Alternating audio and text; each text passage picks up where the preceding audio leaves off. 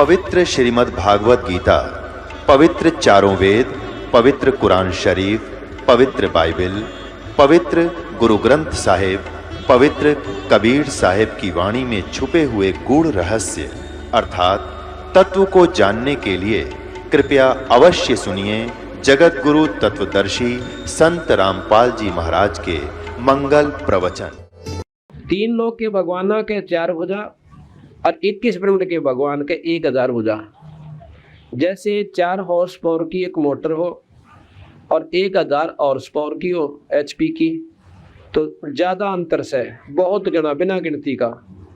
इसी प्रकार एक असंख्य भुजा की का भगवान है, असंख्य भुजा का भगवान है, उसको पूर्ण ब्रह्म परमात्मा कहते हैं। उसकी असंख्य भुजा है, शंख यानी नील पद्म शंख, उसकी शंख भुजा है। अब तुलना करके देखो, एक तो थर्मल प्लांट हो, भाखड़ा डैम पर जो इंडिया का सबसे बड़ा पावर हाउस है, और भाई एक 33 kV का हो, एक 4 हाउस पावर की मोटर हो। अब उसकी तुलना में वह कुछ भी कोई ना, पर अपनी स्थिति 4 हाउस पावर की मोटर की भी बहुत होश है। इसी प्रकार 21 ब्रह्मांड के भगवान ज्योत निरंजन को ब्रह्म कहा। ज्योति क्यों कहा कि योगी जन अंदर जब अपना आभास करते हैं उन्हें प्रकाश दिखाई दे से, और वो प्रकाश ज्योत निरंजन का है। वैसे तो प्रकाश सभी देवों का है, तीनों देवताओं का भी प्रकाश ही है, लेकिन इनमें अंतर है। जैसे एक तो 0 का बल्ब हो, एक 60 वाट का हो, एक 100 का। चानना सबका है, पर अंतर बहुत होता चला जाएगा। एक ट्यूबलाइट हो, एक मरकरी बल्ब हो, यानी तो इस प्रकार। और फिर एक दिन निकला हुआ, दिन निकलने के बाद वह सारे फेल हैं। बेच सकते 1000 ट्यूब जला दो और 1000 बल्ब ला दो, वो कोई काम ना करे। वो सूर्य का चांदना रोशनी ज्यादा लाभदायक होगी, उससे शक्तिमान है। इसी प्रकार ये 4 भुजा के भगवान ब्रह्मा विष्णु महेश और 21 ब्रह्मांड का भगवान 1000 भुजा का सेंसर भुजा का ज्योत निरंजन। और इससे ऊपर एक परब्रह्म है, ब्रह्म और परब्रह्म। अभी तक हम भी नहीं सोचा करते, कई पूछते ना विद्वानों से जो बड़े बड़े मंडलेश्वर, तो हम पूछते जी ब्रह्म और परब्रह्म में कोई अंतर है? अगर नहीं, वही ब्रह्म वही परब्रह्म। उसकी उपमा की गई है, ब्रह्म की और परब्रह्म की एक उपमा दी गई है। और वह पूर्ण ब्रह्म भी लिखा है कि बस वही ब्रह्म, उसको पूर्ण कह लो और चाहे परब्रह्म कहो।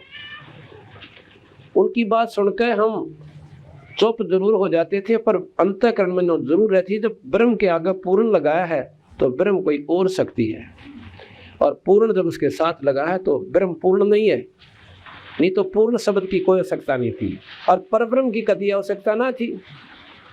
अब कोई दादा और परदादा एक माने, परदादा यानी दादा से भी और ऊपर श्रेष्ठ, वो उसको परदादा कैसे, दादा का भी बाप परदादा कहलाता है। इसी प्रकार ब्रह्म का बाप जो है वो अक्षर पुरुष है। ये समझ लो कि उस अक्षर से उत्पत्ति, क्योंकि अंडा जो आया था अक्षर की दृष्टि से फूटा था, और उसमें से वो जीवात्मा, वो निरंजन ज्योत निरंजन निकला था। वैसे इसे पुत्र तो पूर्ण ब्रह्म का ही है, तो कहते हैं इससे ऊपर एक पूर्ण ब्रह्म शक्ति है। ज्योत निरंजन ब्रह्म, अक्षर पुरुष परब्रह्म, और पूर्ण ब्रह्म सत्पुरुष जो है वो पूर्ण ब्रह्म। अब हम उपासना करते हैं उस पूर्ण ब्रह्म की, और ये शास्त्र ज्ञान देते हैं सिर्फ ब्रह्म तक का, यानी विष्णु प्राण विष्णुदाई का, शिव प्राण विष्णु शिव जी की लीला, और ब्रह्म पुराण जो है ब्रह्मा का, और जो वेद हैं ये उस निराकार शक्ति की उपमा गाता है। तो इस प्रकार हमारे मन में उसको हमने बताया कि देख भाई, अगर ऐसा नहीं तो आप बताओ। अगदी ब्रह्म और परब्रह्म तो एक का बताओ है, एक नहीं हो सकता। हमने बेरा नहीं था, ज्ञान नहीं था, इसलिए इस शक्ति को हम एक ही मान लिया था। तो इस प्रकार जब हमने इन बातों का ज्ञान हुआ, जब पता चला कि ज्योत निरंजन यहाँ पर और ऑल डायरेक्टर हैं, इस 21 ब्रह्मांड में जो भी हो रहा है उसकी मर्जी से हो से, उसकी मर्जी के बिना एक पत्ता यहाँ पर नहीं हिल सकता। अब हम उपमा गाँव है क्योंकि 3 लोक के अंदर ब्रह्मा विष्णु में इसकी मर्जी चाल है, पर इतने चाल जैसे डिप्टी कमिश्नर की जितनी उसको दे रखी हिदायत और जितनी उसकी पावर्स है उनको खूब प्रयोग कर सके। और जब ऊपर से डायरेक्शन आ जाएगी उसकी वो शक्तियाँ निष्क्रिय होकर जो नए ढंग से उसको सरकार बोलेगी, मुख्यमंत्री आदेश देगा, वो करना पड़ेगा, अपनी शक्ति दूर कर देगा। उस पर मुख्यमंत्री के हुक्म बिना वो पत्ता नहीं हिला सकता डिप्टी कमिश्नर। तो वो विशेष परिस्थितियों में मुख्यमंत्री ऐसी हस्तक्षेप किया करता है, बाकी वो फुल फ्लैज से डीसी अपना करता रहो। जो उसको हिदायत दे रखी है, जो उसकी कर्म क्षेत्र यानी उसकी शक्ति का क्षेत्र बना रखा है, उसकी पावर का जो लिमिटेशन बना रखी है, सीमित सीमा दे रखी है, उसमें वो खूब अपना काम करो, वहाँ पर फिर उसके हुक्म बिना पत्ता नहीं हिलता। तो यहाँ पर 3 लोक में ब्रह्मा विष्णु महेश इतने ही काम को सुचारू रूप से करेंगे जितनी उनकी उनकी शक्ति का जो सीमित सीमा है उससे बाहर वो नहीं कर सकते, उतने में वो पूर्ण शक्तिशाली है। उसको सर्वशक्तिमान भी कहते हैं क्योंकि 3 लोक में सर्वशक्तिमान ब्रह्मा विष्णु महेश तीनों देवता हैं। 21 ब्रह्मांड में सर्वशक्तिमान ज्योति निरंजन है और भाई और आल सब के ऊपर पूर्ण ब्रह्म परमात्मा। वैसे बीच में परब्रह्म रह गया, ये परब्रह्म भी उस सतपुरुष का ही अंश है। इसमें 7 शंख ब्रह्मांड का वो मालिक है परब्रह्म। 7 शंख, नील पद्म शंख। और कबीर साहब और आल ब्रह्मा जो परमात्मा है सतपुरुष, वो पूर्ण ब्रह्म, वो असंख्य यानी बिना गिनती के ब्रह्मांडों का, और साथ में ये 3 लोक थे, उसकी तुलना में ऐसे हो गए जैसे 4 हॉर्स पावर की मोटर और उस थर्मल प्लांट के सामने जो कि भाखड़ा डैम पर बन जैसे, और जैसे सूरज के सामने 0 का बल्ब, 100 का बल्ब और 1000 का भी हो, और चाहे कितना ही लाख ला दो यहाँ पर उस सूर्य की रोशनी के बराबर वो नहीं हो सकते। इसी प्रकार उस पूर्ण ब्रह्म परमात्मा की शक्ति के सामने ये सभी शक्तियाँ फिर निष्क्रिय हो जाती हैं जब उनसे संपर्क हो जाता है। जैसे सूर्य उदय हुआ और ये सब जितने भी कृत्रिम जो बनावटी हमारे चांदने थे खत्म हो गए, और ये भी कृत्रिम लोक हैं। गरीबदास जी महाराज कहते हैं कि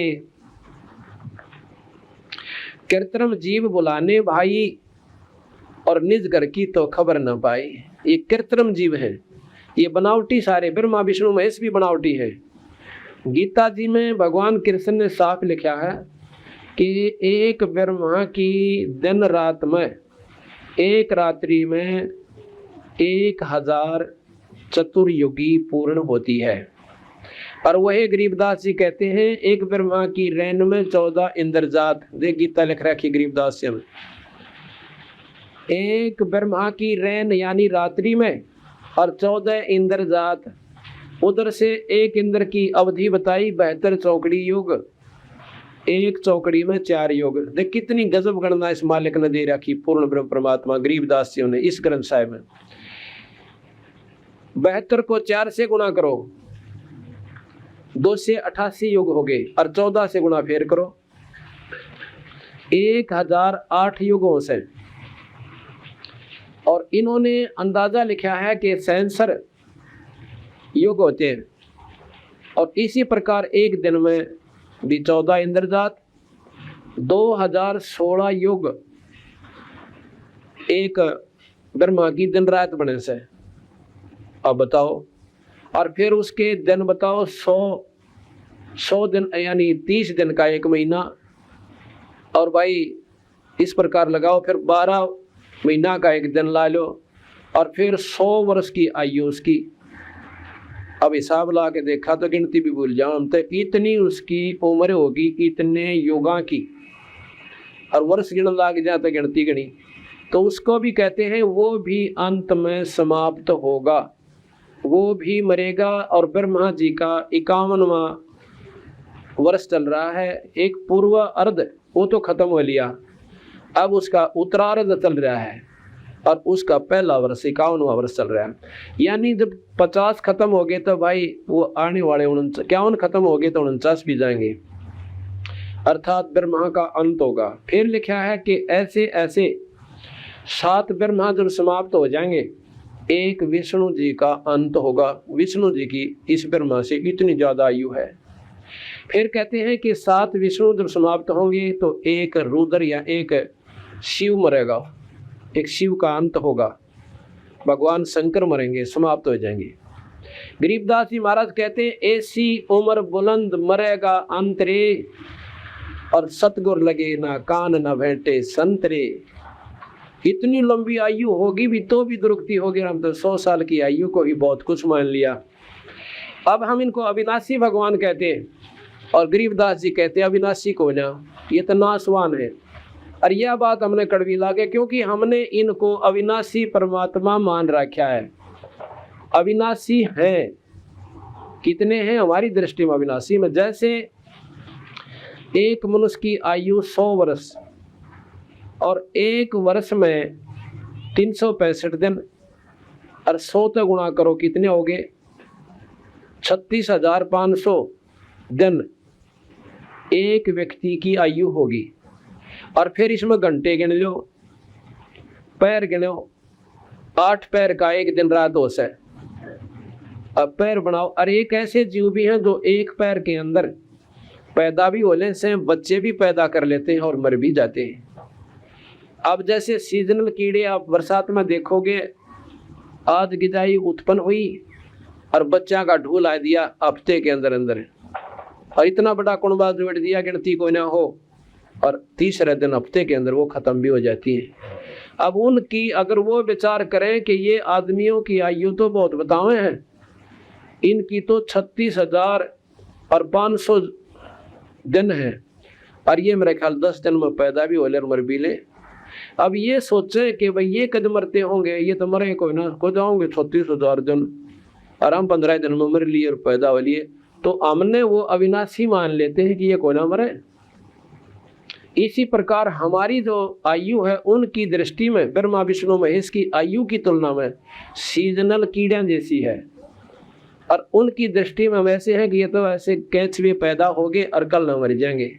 उन देवों की दृष्टि में हमारी हम ऐसे जीव हैं और उनकी आयु इतनी, तो जैसे वो हमें सोच रहे हैं अविनाशी है, कोई ना मरे मनुष्य, और भाई हम भी मरने लग रहे, सबका पत्ता कटा, हमने तो बेरा पटा हम मरेंगे, वो चाहे हमने कुछ भी मान रहे हो।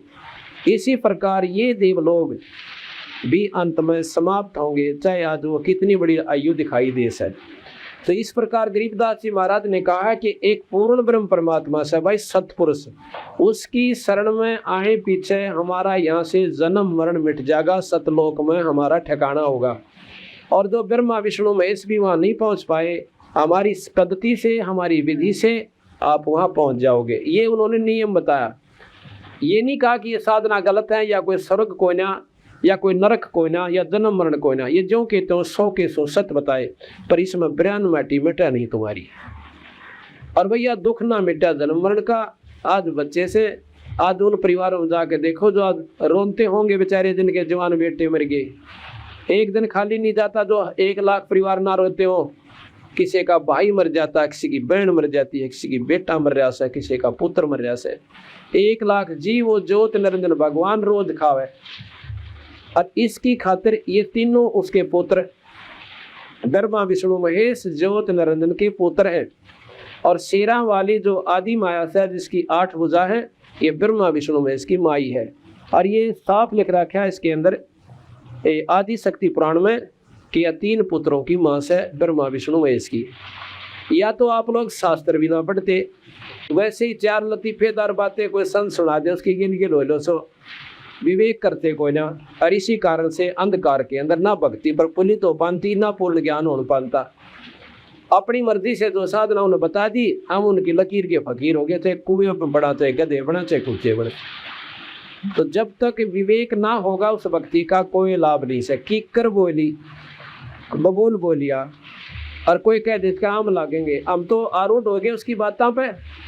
और दूसरा आके कहे कि आम कौन लागे, इसके माली आके बतावे। और जिसने ज्ञान है कि आम नहीं लगे की करके, अब उसकी थोड़ा बहुत ध्यान देना चाहिए, ये बात क्यों कही भाई इसने, इसकी ने क्यों कहा ऐसा, ये जरूर कोई बात पावेगी, इसने हमारे से क्या दुश्मनी है। तो आज जो हम कीकर को कीकर कह रहे हैं, बबूल को बबूल बतावे हैं और आम की महिमा आपको गुणगान गावे हैं। एक भगत जी कहने लगा कि जैसे हमने सुना है महात्मा बुद्ध ने कितना प्रचार कर दिया, कितने मतलब कई कंट्रियों में और लाखों करोड़ों व्यक्ति उनके अनुयायी हो गए, क्या महात्मा बुद्ध को पूर्ण ज्ञान नहीं था? भाई माँ कबीर साहब के अनुसार तो उन्हें कति ज्ञान नहीं था, कति पूर्ण नहीं था और उनकी साधना इनकम्प्लीट थी, अधूरी थी, लख 84 की थी। नो बोला जी फिर इन बातों को सुनकर हम क्यों कर विश्वास करा आपकी बात पर कि इतने बड़े बड़े महापुरुष हो गए और उनकी साधना। मैं बोला एक बात बताओ, कोई कहे कि इन 25 किला में ये पेड़ खड़े हैं और आप बताओ इसमें क्या आम को ना, अब जिसने नो बेरा है कि ये कितना जाटी खड़ी से कहीं पर बड़बेरी है और कितना बबूल यानी कीकर है और झाड़ बोझड़े खड़े से, और वो आदमी घूम फिर कहने कह दे इसमें आम कती नहीं, आम का पौधा कोई ना, और उसकी बात ने वो मूर्ख नो कह छोड़ दे, जब इतने विस्तार में और इतने वृक्षों में कोई आम कोई ना, आम है नहीं होता तो जरूर बता देता मैं। इसी प्रकार और पेड़ बहुत है पर आम नहीं है, तुम आम को कि इसमें आम है और हम कहीं इसमें आम कोई ना, इसलिए साधना का अंतर है, आपने समझ में लिया। तो उस भाई को बहुत इस बातों का सुनकर काफी असर हुआ, तो उसने कहा आगे फिर हम बताना चाह रहे थे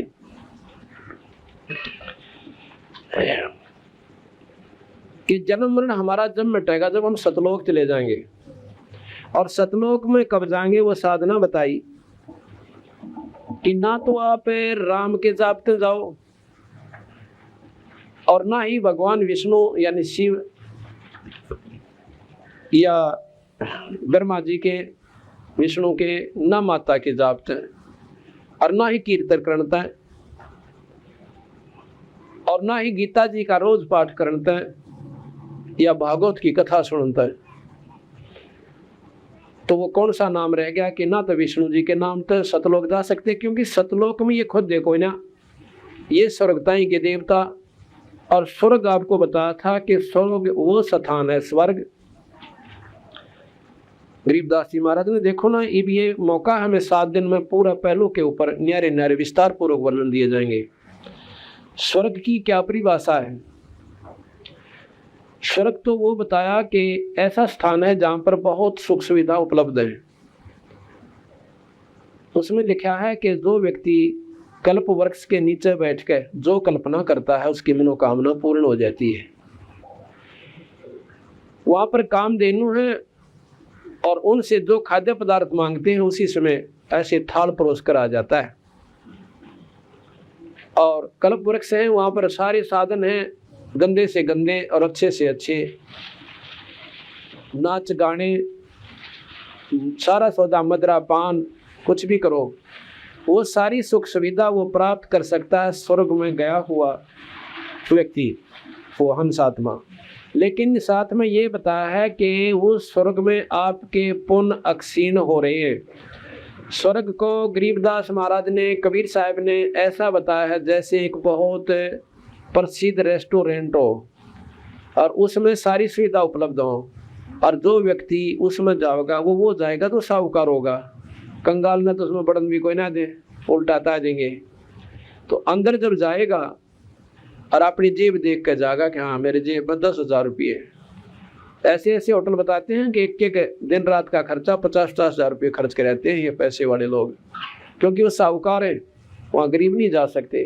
तो यहाँ पर जिन्होंने विष्णु शिव और ब्रह्मा जी और माता की खूब साधना कर ली, उनके नाम पर दान धर्म कर लिया, खूब दान किया, तो वो स्वर्ग में चले जाएंगे, वो साहूकार हो गए। और वहाँ पर जाके वो साहूकार अपने ही पुण्यों के बदले में वहाँ मौज मारे होंगे। जिस प्रकार वो साहूकार जाके उस रेस्टोरेंट में अपना खूब मौज कराया पर 20,000 रुपये की गोज कटवाया, वो 20,000 रुपये का खर्चा उसका हो गया, मुंह लटका कर वापस आ गया। इसी प्रकार स्वर्ग के अंदर ये प्राणी चला जाता है और अपने पुण्यों को खा कर वापस फिर मर्त मंडल में आ जाता है। और यही गीता जी में भगवान कृष्ण ने कहा है कि अर्जुन, यहाँ पुनों को स्वर्ग में भोग कहिए, प्राणी वापस मृत मंडल में लख 84 भोगनता ही आ जाता है। बता भाई, हमने इस गरीबदास जी ने की नारी बता दी, सत कहा, और इससे स्वर्ग से ऊपर और जगह बताई कि वहाँ पर हमारे पुण्य क्षीण नहीं होते। वो हमारा अपने पिता का घर है जहाँ से हम सब जीवात्मा आई हैं, वो सतलोक कहलाता है। और सतलोक से ऊपर 3 लोक और हैं। कई भाई ऐसे कहें जी आपकी कैसेट सुनी, कईया ने नो बोले थारे गुरु जी तब सतलोक ताई जाना है, आगे का तो बेरा है कोई ना, वो तेरा बड़ा सतलोक तीन पहुंच लिए सारे, आगे ही कसर रह रही से। सतलोक से ऊपर एक अलख लोक है, एक अगम लोक है, अगम लोक से ऊपर एक अनामी लोक है, उसके ऊपर कोई लोक नहीं है। अनामी यानी जिसका अवर्णनीय। गरीबदास जी महाराज, ये कबीर साहब की वाणी में सारे के सारे लोक, और गरीबदास जी भी कहते हैं वो अगह है, अथ है, अब है, यानी अब कहें अवर्णनीय, अनामी जिसका वर्णन न किया जा सकता। तो सतलोक में जब हम चले जाएंगे तो हमारा जन्म मरण नहीं होगा, और वहां पर ऐसे ही हमारे न्यारे न्यारे अस्तित्व होंगे, वहाँ हंस आत्मा होंगी। ये 5 तत्वों का शरीर या 9 तत्व का शरीर नहीं होगा, सूक्ष्म शरीर, कारण, कवल्य, ये सब खत्म हो जाएंगे। इस आत्मा का अपना एक न्यारा अस्तित्व है। इसका असली स्वरूप 16 सूर्य के प्रकाश जितना है। जैसे मनुष्य शरीर है, और उसमें इसी ऐसा शरीर बन जाएगा तेज पुंज का। अब ये 5 तत्व का है, ये 5 तत्व इसमें दिखते को ना, पर इसका ये अवस्थित हो जाऊँ का, तो इसमें हवा, अग्नि, मिट्टी, वायु, जल, ये सारे मिला रखे, आकाश, पर दिखते तो कोई ना। पर यह चीज़ नहीं की बनी हुई, कितनी सॉलिड है, पक्की है, घूम रहे फिर रहे, यानी हमारी दृष्टि से तो बढ़िया है। इसी प्रकार उस तेज पुंज से वो शरीर मिलेगा, वो ऐसा शरीर होगा 16 सूर्य जितना उसकी रोशनी होगी, पर गर्मी ना होगी, और उसमें ना कोई दुख होगा, ना शरीर में कष्ट, ना गोड्य दुख, ना शर्मा भड़क, ना कैंसर, कुछ भी नहीं हो सकता, ना द्वेष उत्पन्न हो। वो मेर की लहर हरदम उस जीवात्मा में, उस हंस आत्मा में बनी रहती है। तो उनको परम हंस की संज्ञा दी गई है। तो जब हम वहाँ पहुँचे, जैसे भी हम इकट्ठे हो गए, बेटा बेटी हो गए, पहले हम आए, हमने नहीं बेरा था, हम कहाँ पैदा होंगे, जन्म हो गया अपने कर्म अनुसार, और फिर नो भी ना बेरा था हमारी शादी किसके साथ होगी और कहाँ जुगाड़ जुड़ेगा, वो भी जुड़ गया। फिर नो भी ना ज्ञान था कि हमारे लड़के होंगे, एक लड़की होंगी, वो भी कर्म संस्कार से आप पर जुड़ गया। आगे काम नहीं बेरा, हम इनके साथ कितने दिन और रह पाएंगे, वो भी आप पर होगा, क्योंकि संस्कार पहले लिखे हुए। इसी प्रकार जो विधि हम बताएंगे, ऐसा बंदी छोड़ भगवान कबीर साहब गरीबदास जी ने बताया कि इस विधि से जो हम कहें करे जो कोई, और मन धारे सो देखे, ये लक्षण योग लखाऊं निर्गुण, फिर बहुर दरैनी बेख है। ये बहुत गहरी वाणी। बेख मतलब बेख कहें, जैसे योग दूसरे संत लाल कपड़े पहन लें, वो कहते हैं ना भेख बना लिया न्यारा। अब ये कपड़ा है, शरीर भी एक कपड़ा से, कहते दोबारा इस कपड़े को नहीं प्राप्त करेंगे, जन्म मरण नहीं होगा, बहुर दरैनी बेख है। यानी दोबारा ये हम बेख धर रहे, तो हम मनुष्य का धर रहे हैं, और फिर कुत्ते का बेख धर लेंगे, ओलिया बिगाड़ लिया, कहते फिर तुम्हारा जन्म मरण नहीं होगा। जो हम कहें करे जो कोई, जो हम कहें ऐसे कर लो। ना तपस्या करनी, ना धोना बगात फूकना, ना उपवास रखना, ना श्राद्ध करने, ना कनागत रखने बनाने, ना ग्यास और ना मंगलवार और ना शुक्रवार, कोई व्रत नहीं रखना। एक बंदी छोड़ का नाम और भाई धर्म का काम, साल भर में एक बंदी छोड़ का अखंड पाठ बस। और साल भर में जैसे अपने संत समागम हो उनमें आते रहना। जितना भी आपसे मान ले कोई गरीब आदमी से भाई धन नहीं है उसके पास, देना कोई बड़ी बात नहीं, आज से की हुई सेवा उस धन से भी ज़्यादा काम करेगी, क्योंकि उसकी कसक परमात्मा में 100 की 100 है। जिसने अपना शरीर सौंप दिया तो बाकी के रह गया। और भाई दोनों कर सकते हो, ये आपको आगे मान लो जन्म पूरा आपका अगला जन्म होगा, मुक्ति ना हो पाई, अगले जन्म में यह समस्या तो मिट्टी पाओगे जो धर्म पुण्य कर रहे हैं कि भाई नौकरी आज ऐसी ऐसी बहनें जो आज से 20 साल पहले मास्टरनी लाग गई या कोई और नौकरी प्राप्त करी, और 20 साल पहले तो लड़कियां ने पढ़ाया भी ना करते, वो क्यों पढ़ गई भाई? उनने पाछा पुनदान कर रखा था और मौज मारी, और जिन ना कर रखी तो वही गोबर बटोले जड़े ढोल लाग रही। तो अपना दिया हुआ छानी नहीं रह सकता, तो कम से कम उसका अब जितने भी हम नौकरी प्राप्त भक्तजन है, आखिरी कफन ताई का प्रबंध भगवान ने पहले कर दिया, क्यों न दान कर रखा पाछे। इसी प्रकार देते को हर देता है जहाँ तहाँ से आन, और ना दिया फिर मांगते फिरियो परमात्मा सुने नहीं कान। ठीक है, आपका जन्म दूसरा हो जाएगा मनुष्य का, और जो दान नहीं करे फिर दिक्कत बनी रहेगी, वह समस्या फिर धन की फिर बनी रहेगी। जिन्होंने अब पुण्य कर दिया खुले हाथ हैं और अपना भजन भी करें जाओ, और धर्म करते धन नहीं घट सकता अगर नाम लेकर करे तो, ये नियमित बात से। दान दिए धन नहीं घटे नो कहते साहिब कबीर। तो ये सारी पहलू धीरे धीरे आपको वर्णन की जा रही हैं, ताकि हर पॉइंट पर आपका दिमाग, आपका जो मन स्थिर हो पावे कि ये काम भी अवश्य करने पड़ेंगे। तो ऐसी प्रक्रिया करने से हम कहाँ चले जाएंगे? हम सतलोक में चले जाएंगे। सतनाम सारनाम ये हमें सतलोक ले जाने में सहयोग देगा, और जो हम वो दूसरे मंत्र देते हैं वो हमारे यहाँ के इस 21 ब्रह्मांड में जितने भी कार्य हैं इनके आधार पर पूर्ण होंगे। ये जो कमाई है या उरले लोक की, और जो सांस का सुमन सतनाम और सारनाम, ये उस सतलोक की परलोक की हमारी कमाई है। तो वहाँ पर जब हम पासपोर्ट हमारा एक और बनेगा, वहाँ जाकर जब हम देखेंगे तो उसके बदले में वो धन चाहिएगा, नाम के सुमरण का, यानी सतनाम का और सारनाम का। तो आपके पास धन है, आपकी टिकट बना दी जाएगी कि वहाँ तक इतने पैसे लगने थे, इतने सांसों की पूंजी चाहिए थी, इतने सांसों की पूंजी आपके पास है, तो आप परलोक भेज दिए जाओगे। इसमें घड़ी योग साधना की हो सकता कोई ना, नियमित सी बात है। जैसे हम यहाँ का पैदा हो गए, इसी प्रकार वहाँ संस्कार जुड़ जाएंगे। जिसकी वह सांसों की पूंजी नहीं रह रही, उसको वापस भेजा जाएगा, कमाई फेर करवाई, मनुष्य शरीर मिलेगा, और बंदी छोड़ कबीर साहब अपने अंश भेज के उनको फिर भक्ति मार्ग पर लाओगे।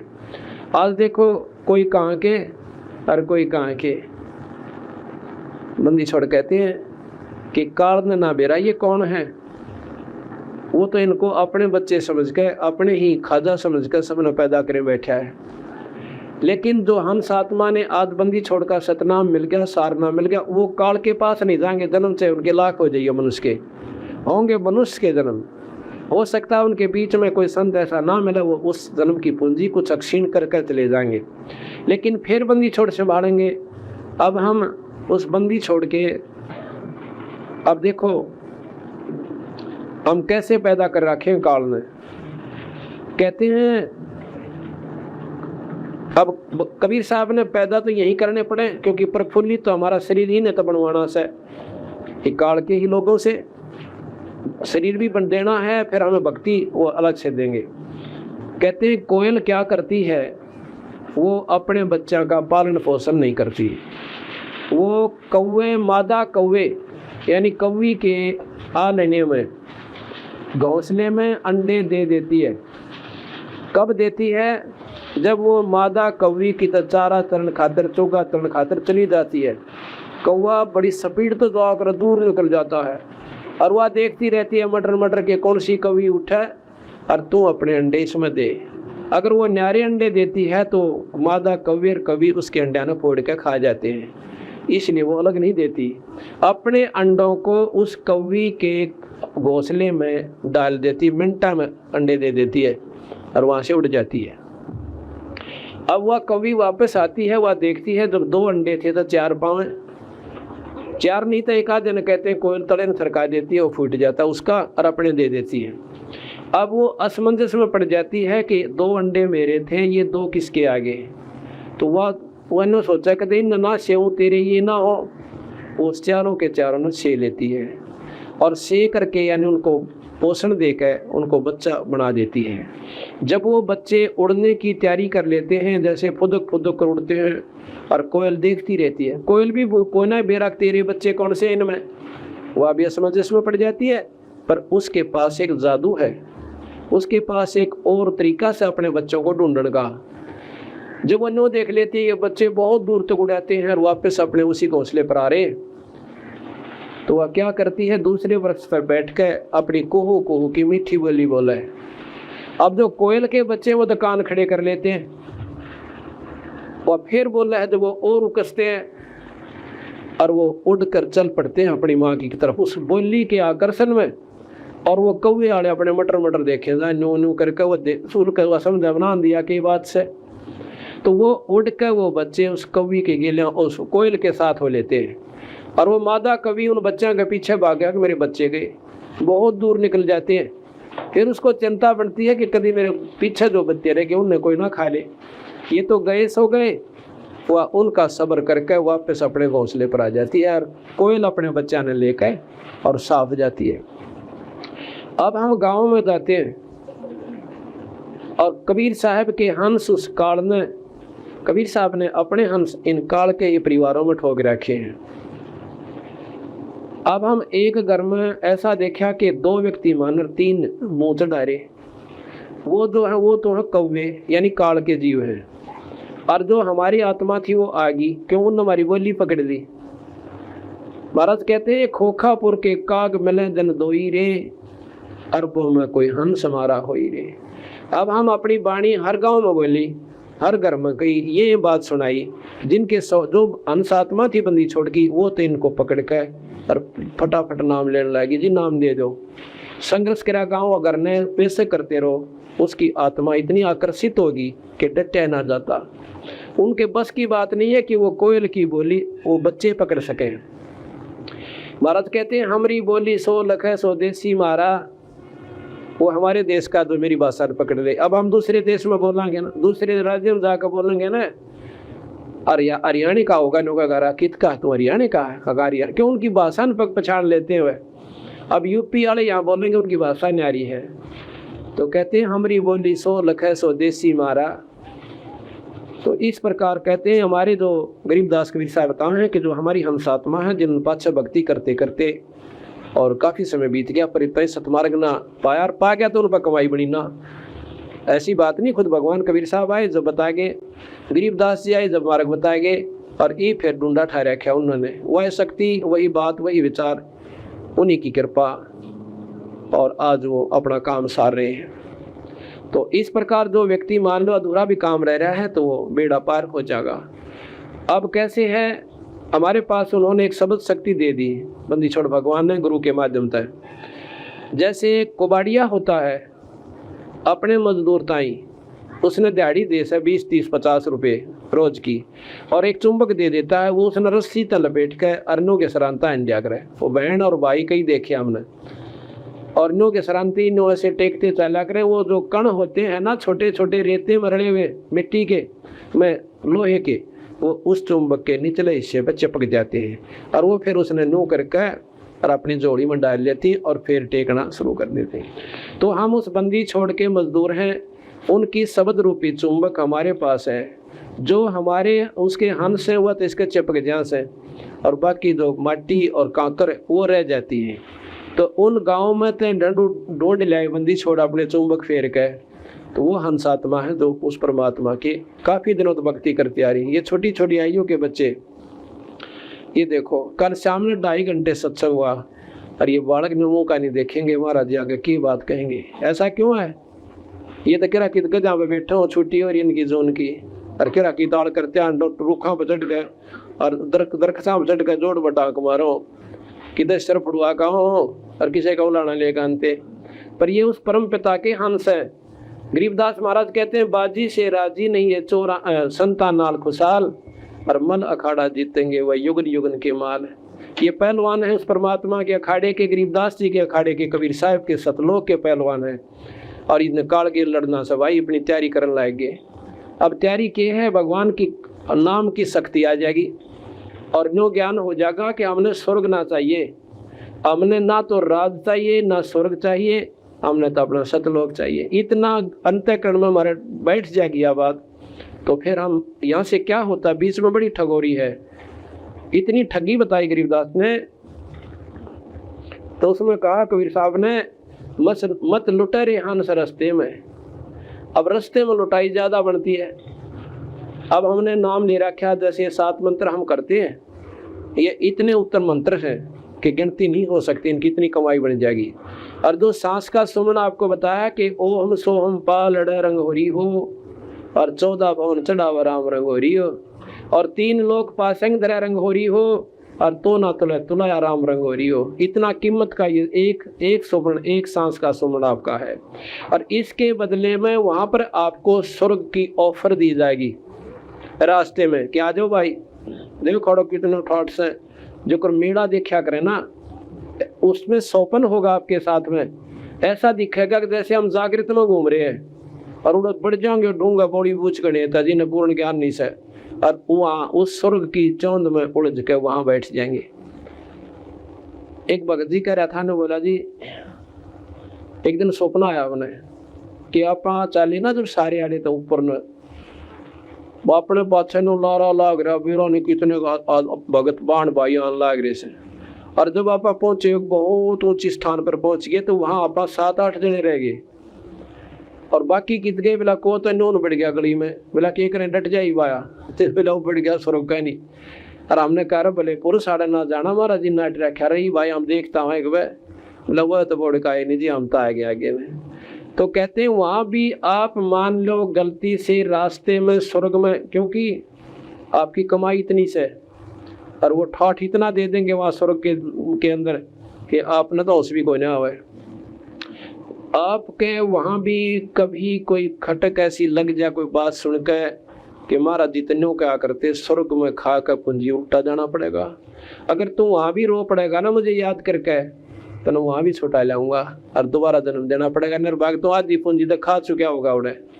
कहते हैं ब्रह्मा शिवमंडल ब्रह्मापुरी ऐसे विष्णु लोक में हो, अमरे गुण भूला नहीं तो अण छुटाऊं। तो गुण, ये गुण बता रखे हैं कि कबीर साहब ने सतलोक में ले जाने की कही थी, ना कि स्वर्ग में लौटने की। महाराज भी कहे स्वर्ग हमने भी देखा पर हमारा मन कोई ना लग गया। और सुन मंडल को, सुन कहते हैं ऊपर आकाश मंडल में, ऊपर एक और सुन है, महासुन है, काफी सुन है। तो सुन मंडल को किया प्याना, प्याना माने प्रस्थान, और काल कर्म सब भाग्या। एक स्थिति ऐसी आओगी तो भौर गुफाओं में पार करके फिर काल की सारी अटकलें खत्म हो जाती है। उसके बाद एक मान सरोवर होगा, वहां पर इस अंश आत्मा को महाराज ने उसमें गोता लगवाना से, तो वहां पर 2 रूप में आओगा बंदी छोड़, अपने गुरु के रूप में आपको आगे खड़े पाओगे शब्द रूप शरीर में। तो वहां जाकर के आपको उस सतलोक मान सरोवर में नहाने के बाद आपके जो अंतिम अंतःकरण जितने भी शरीर से वो सब खत्म हो जाएंगे, जैसे कांतड़ी सी छूट जाएगी, और असली स्वरूप आपका हमारा वहां पर प्रकट होगा, जिसमें 16 सूर्य का प्रकाश होगा। उसके बाद विक्षेप रहित ये प्राणी होकर, और वहां पर जब देखेगा नीचे न, ये शरीर ऐसा लगेगा जैसे सूर्य का घर होया करे। सूर्य का जो घर होता है देखा होगा, वो 2-3 फुट का ऊंचाई, और उसमें और कीचड़ से बना दिया कर उसने, और बड़ा प्यारा गोबर खाए जा। तो ऐसा ये मृतमंडल स्वर्ग दिखाई देंगे उस बंदी छोड़ के सतलोक की तुलना में। गरीबदास जी कहते हैं इंद्र दा राज काग दा बेस्टा, इंद्र यानी स्वर्ग का राजा काग की बीट समान बताया सतलोक की दृष्टि में, की तुलना में। तो इन बातों का हमने जब ज्ञान होगा तो वही स्मारक पर सच्चे ढंग से लग जाएंगे।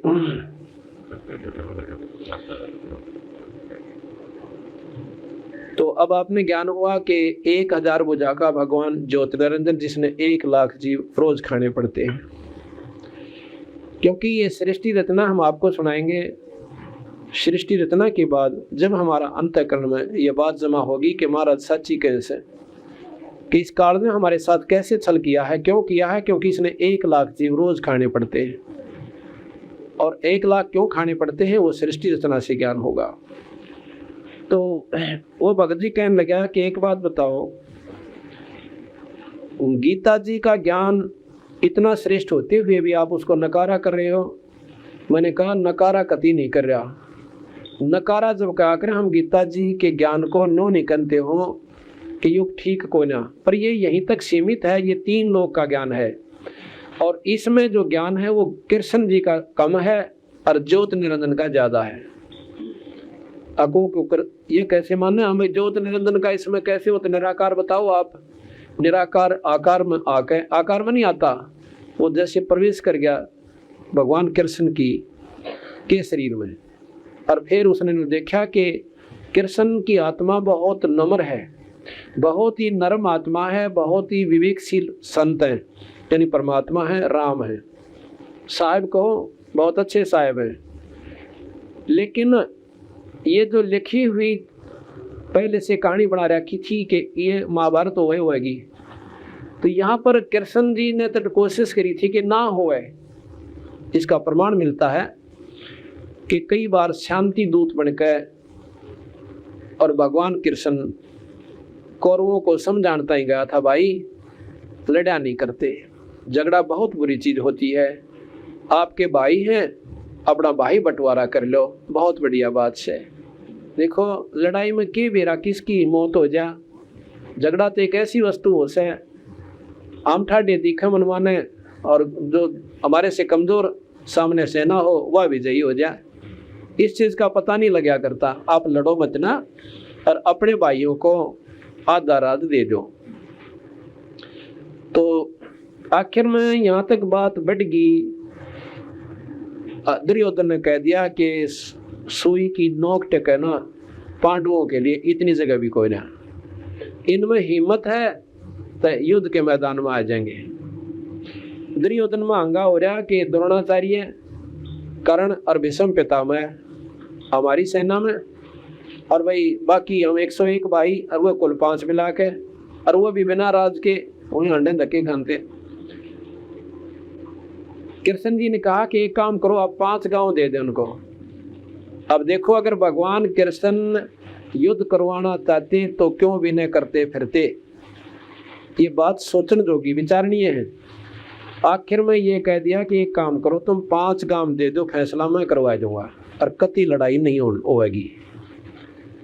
आखिर में कहा दुर्योधन ने कि सुई की नोक टेके उनके लिए वो स्थान नहीं है, और उनकी माँ ने दूध प्या रखा है तो मैदान में आ जाएंगे। अब भाई इन बातों का सुनकर कृष्ण जी भी आगे मुंह लटका के फिर भी कहा कि सोच लो भाई, अच्छी बात नहीं, लड़ाई माड़ी चीजों से। ने बोला हमने जो कह दिया कृष्ण जी वो कह दिया, बस आगे इसमें विवेक की कोई आवश्यकता नहीं है, ना विचार विमर्श की। कृष्ण जी ने आकर पांडवों को बता दिया, भाई तुम देख लो क्या करोगे, पर एक काम देख लियो, कदे काल न तुम बांटोगे अपनी सेनाओं को, एक तरफ तो मैं होगा और एक तरफ मेरी सेना होगी, दोनों से जो चाहिए वह ले लियो मेरे पास आके। अब कहते हैं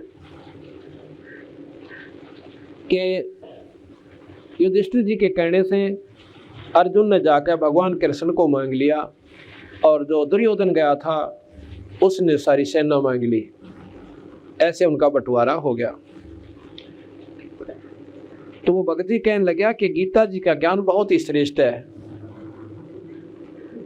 तो मैंने उससे कहा कि गीता जी का ज्ञान भाई कब शुरू हुआ था, क्यों आवश्यकता पड़ी उस ग्रंथ साहिब की लिखने की। वो बताने लगा जी, ये तो आपने भी ज्ञान होगा कि जब दोनों सेनाएं आमने सामने लड़ाई खातिर तैयार हो गई थी, लड़ाई के लिए आमने सामने दोनों सेना तैयार हो गई थी, और अर्जुन ने लड़ने से मना कर दिया था। तो फिर भाई कि भगवान कृष्ण ने वो युद्ध करवाना था, और ये अक्षत्रिय धर्म नहीं बनता कि युद्ध में ना लड़े, नहीं तो अक्षत्रिय अपने उद्देश्य को भूल जाएंगे और यहाँ राज में अराजकता पैदा हो जाएगी। चलो भाई अच्छा, फिर क्या हुआ? कहते हैं दोनों आमने सामने सेना खड़ी, और चार दोनों तरफ से शंख बाजे और बाजे बाजन लागे। क्योंकि वो क्यों बजाए जाते हैं?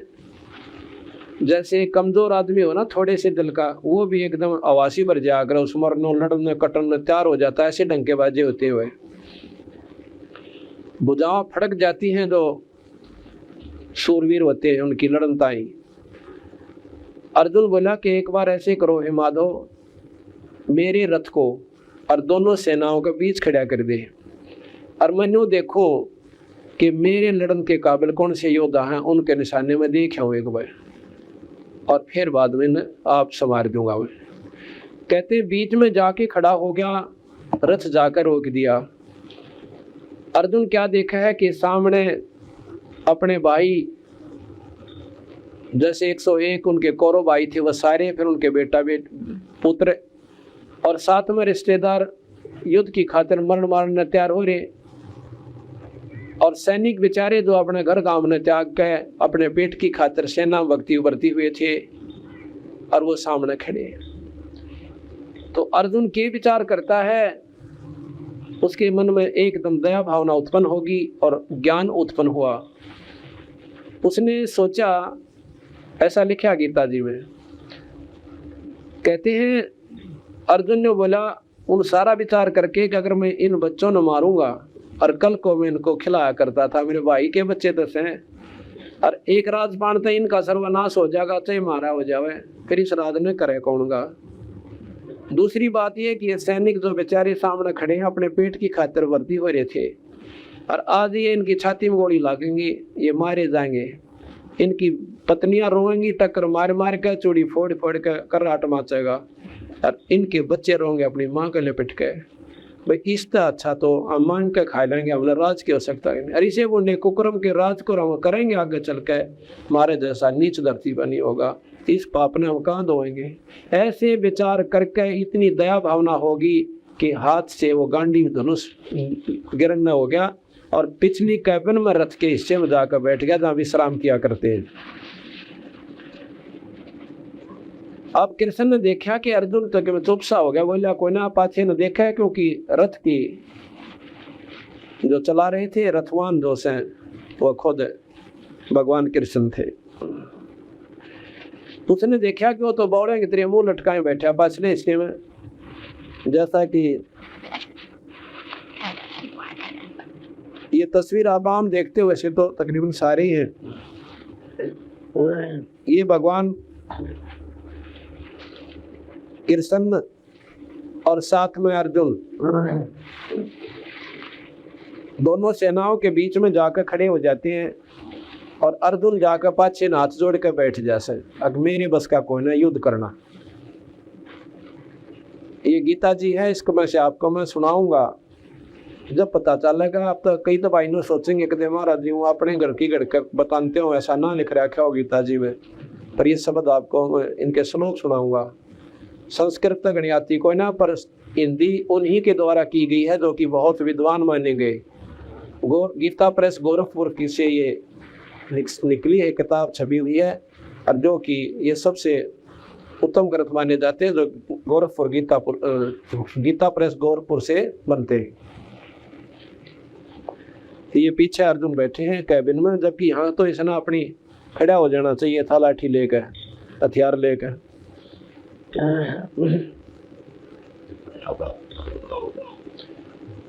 तो अर्जुन कति नाट गया था लड़नता है, इसका मतलब था अर्जुन मना कर देता है तो लड़ाई कति ना हुआ, युद्ध समाप्त हो था। भगवान कृष्ण ने चाहिए तो ये था, अब बहुत बढ़िया भाई, अर्चा लौटाए और कह देते भाई कौरवा थारा राज और थारा पाठ। अर्जुन मान गया, लेकिन कृष्ण जी तो कह देते, पर उसमें निरंजन प्रवेश कर गया। अब यह बात समझ में नहीं आओगी आपके कि निरंजन क्यों कर प्रवेश कर गया, ये आपको प्रमाणित बताऊं। सो एक आत्मा और दूसरे शरीर में प्रवेश कर जाती है जीवात्मा, इसी प्रकार ज्योति निरंजन प्रवेश कर गया कृष्ण जी के शरीर में, और कृष्ण जी की आत्मा को दबा दिया, वो कह दिया। अब यह कहते हैं कि ये तो होना था, अगर ना होता तो फिर बात बिगड़ती, तो ये तो पहले लेटर थी, ये पहले से लिखी हुई थी, ये लेख थे, इसको मिटा नहीं सकते थे। यही गड़बड़ हमारे दिमाग में थे, उतर दी कोई नया बात कि जब लिखी रखती थी तो कृष्ण जी कौन से रह गए, फिर ये बात समझ में नहीं आई। वो तो फिर एक रोल करता नाटककार, यानी जैसे हीरो होते हैं इस प्रकार उन्होंने रोल कर दिए कि मतलब नायक बनकर। आपको एक कथा सुनाऊं। शौकत ताजी अखबार के अंदर से एक कटिंग और उसकी फोटो स्टेट करवा रखी है। यही बिल्कुल घनी दूर की भी कोई ना, यही साथ में एक लडरावण गांव है। लडरावण ये कानूनदा भक्त मांगी राम बैठे हैं और सीम दूसरी लगे है उनका इसकी पंजाब खोड़। ये हमारी बहुत संगत यहाँ पर आई हुई है पंजाब खोड़ से।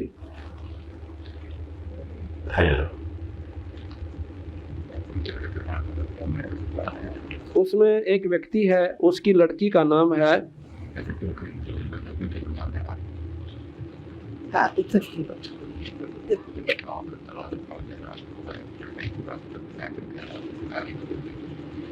वो मेरे से खू की पता नहीं कहाँ निकल गया।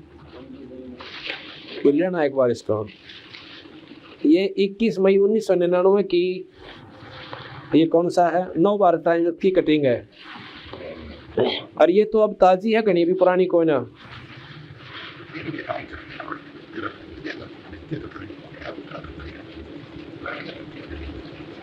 ये इनकी एक लड़की है बीच में जो दिखा है, यह सारी 15-16 साल की लड़की है और दोनों तरफ इसके माता पिता।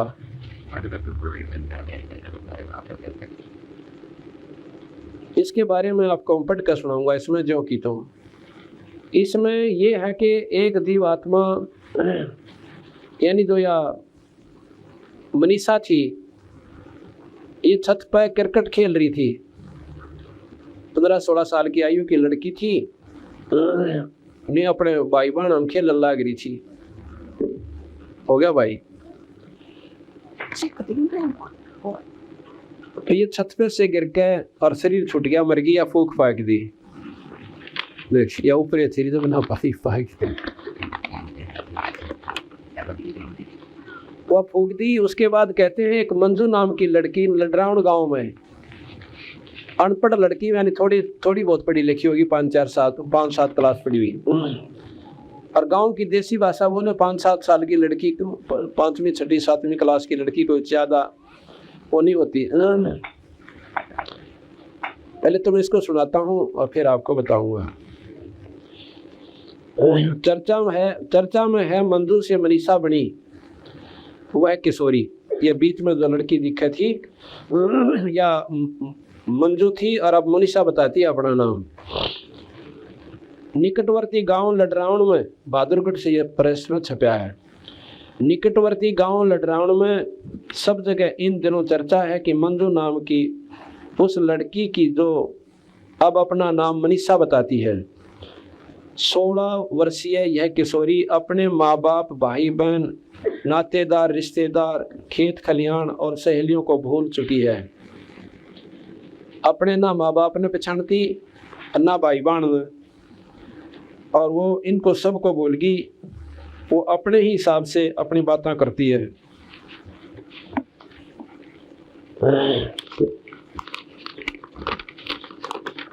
इसमें थोड़े मोटे आ गए, ये पढ़ता बोल चुकी है। ईश्वर ने उसे मृत मंजू के शरीर में प्रवेश कर जाने का आदेश देकर यहाँ भेजा है। ईश्वर ने उसको मृत मंजू के शरीर में प्रवेश कर जाने का आदेश देकर यहाँ भेजा ताकि मंजू के माँ बाप उसकी मौत पर दुखी ना हो। ये अपनी टिप्पणी देता है ये लेखक। सच्चाई क्या है वो हम बताएंगे। मंजू मर चुकी है, वह मनीषा है, यानी शरीर मंजू का, और जीवात्मा यानी शरीर में इस मकान को कब्जा कर लिया मनीषा ने। मंजू के शरीर पे यानी इस मकान पे, इस सराय पे कब्जा कर लिया मनीषा ने। मंजू के पिता अजीत एक अनपढ़ किसान हैं। वे खुद अपनी बेटी के साथ हो रहा है इस हैरत अंगेज परिवर्तन से बहुत परेशान है। उनकी खुद समझ में नहीं आ रहा कि 7वीं कक्षा में पढ़ने वाली उनकी बेटी अचानक कैसे एकाएक शुद्ध हिंदी और अंग्रेजी बोलने लगी, जबकि अभी तक तो वह हरियाणवी ही बोल पाती थी। उसका पहनावा भी बदल गया है, वह अब एकदम शहरी शानो शौकत वाली लड़की बन गई है। मंजू अब अपने पिता का नाम राजवीर बताती है, जबकि माँ का नाम कमला, और भाइयों का नाम संदीप और प्रदीप बताती है। वह बताती है कि वह जयपुर के बाल ज्योति स्कूल में 7वीं कक्षा में पढ़ती थी। रीना उसकी सबसे प्यारी सहेली थी। उसका पिता सेना में हवलदार और माँ टीचर है। ये लोग राम बाबू गली में अपने मकान में रहते हैं। 12 मई को छुट्टी होने पर, इसी महीने में 12 मई को छुट्टी होने पर वह अपनी दादी के पास चिराग दिल्ली आई थी। ये मनीषा बता रही है जो मंजू के शरीर में।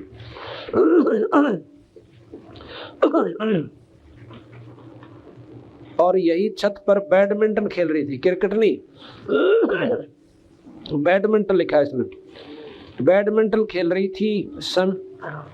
खेलते समय नीचे गिरकर उसकी मौत हो गई थी।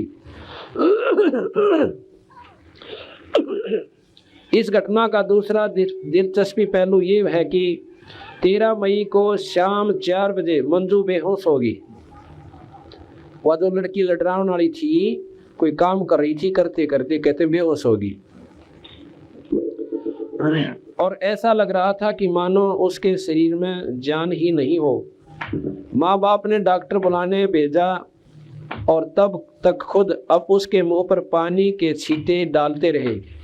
कुछ देर बाद मंजू को होश आ गया, लेकिन अब वो एकदम बदली सी लग रही थी। उसकी भाषा एकदम बदली हुई थी और उसने अपने माँ बाप को भी नहीं पहचाना। गांव के लोग इस अजीबोगरीब दास्तां की सच्चाई जानने के लिए जयपुर, चिराग दिल्ली और गुड़गांव जा रहे हैं। मंजू अपने मामा का नाम रमेश बताती है जो गुड़गांव में रहती है।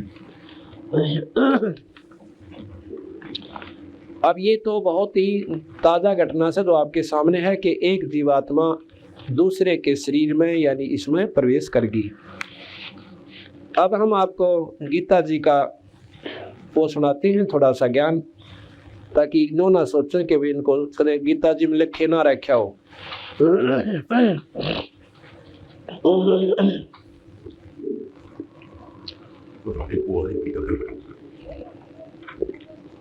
दाई सबसे पहले प्रथम अध्याय।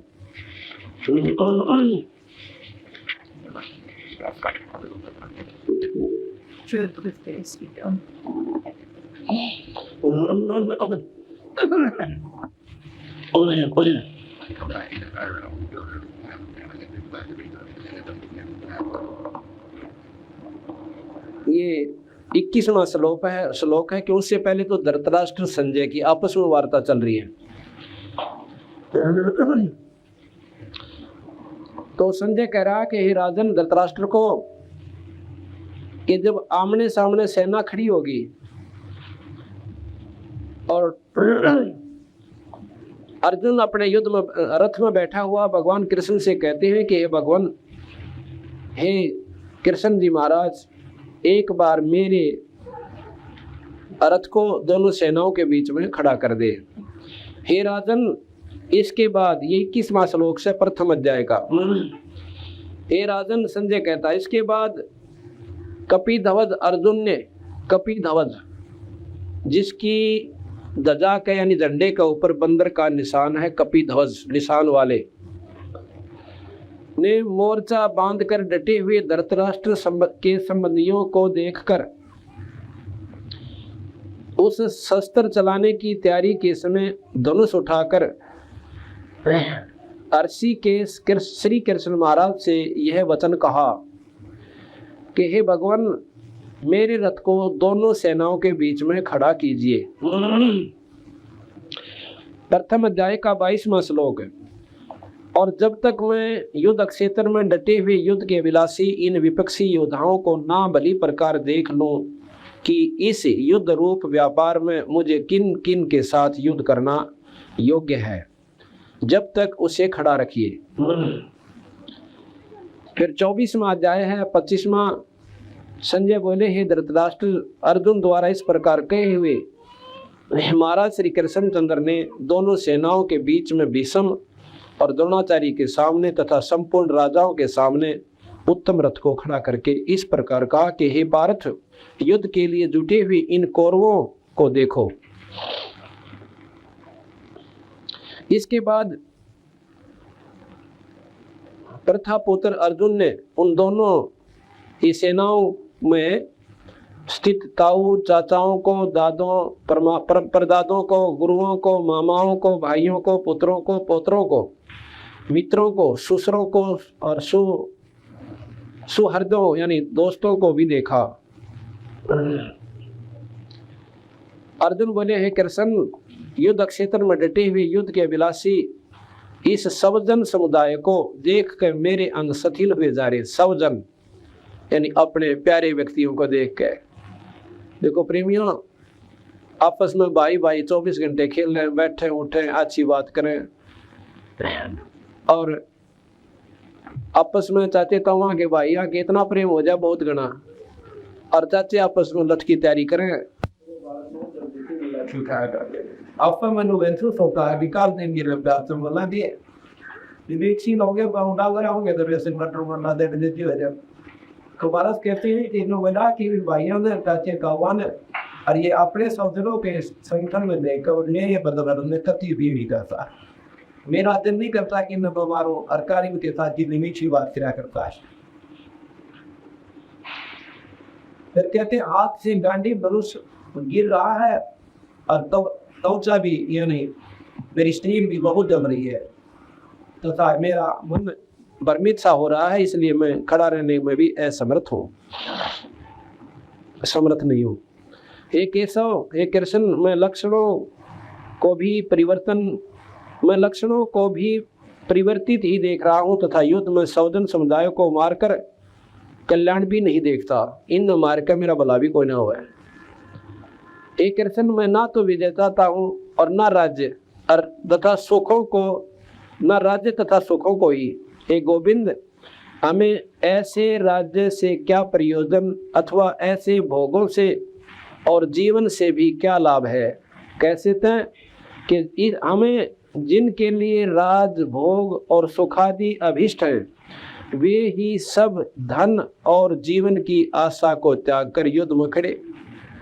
अब न्यू बताओ, लड़न खातिर हम आगे, जो सैनिक सामने आगे वो अपना धन सारा छोड़ जाए, अपने बच्चों ने भी छोड़ जाए और उन्हीं की खातिर लड़े और उन्हें त्याग कर मरणता ही आगे, तो ऐसे इनको मार कर और इनके ऊपर मैं राज करूं, मेरा मन नहीं मानता। गुरुजन, ताता, चाचा, ताऊ, लड़के और इसी प्रकार दादे, मामे, ससुर, पोत्र, साले तथा और भी संबंधी लोग हैं। हे मधुसूदन, मुझे मारने पर भी अथवा तीनों लोकों के राज्य के लिए भी मैं इन सब को मारना नहीं चाहता। अर्जुन ने कितना गहरी बात कैसे इसे सिद्ध होता है कि अर्जुन की आत्मा में दया परिपूर्ण थी और विवेक पूर्ण रूप से था कि भाई ऐसा जुल्म करने में क्या फायदा से, अगर मैंने 3 लोक भी कोई देना तो भी मैं कोई ना मारू। इतना अटूट फैसला अपना कति सुना दिया। कहते हैं हे मधुसूदन, हे कृष्ण, मुझे मारने पर भी इनको मार देने पर भी अथवा तीनों लोकों के राज्य के लिए भी मैं इन सब को मारना नहीं चाहता। और फिर पृथ्वी के लिए तो कहना है कैसे, इस छोटे से टुकड़े इंद्रप्रस्थ की खातिर इन मारो कति हाथ नहीं लाऊं और यो तेरा धनुष पड़ा। ये अपना अंतिम फैसला सुना दिया। अब कहते हैं हे जनार्दन, धृतराष्ट्र के पुत्रों को मारकर हमें क्या प्रसन्नता होगी। धृतराष्ट्र के पुत्र कौन थे? कौरव। और कौरव हालांकि उनके साथ कति अनहोनी कर रहे थे, मतलब नाक में दम कर रहे थे, उसके बाद भी उसके अंदर इतनी दया आ गई, अगर मैं तो मारता नहीं, इससे अच्छा अपना मांग का खा लेंगे तो वो बढ़िया से हमको नहीं लड़े, हम मजदूरी करके अपना जीवन निर्वाह कर जाएंगे। धृतराष्ट्र के पुत्रों को मारकर हमें क्या प्रसन्नता होगी। इन आतातियों को मारकर तो हमें पाप ही लगेगा। अतएव हे माधव, अपने ही बांधव राष्ट्र धृतराष्ट्र के पुत्रों को मारने के लिए हम योग्य नहीं है क्योंकि अपने ही कुटुंब को मार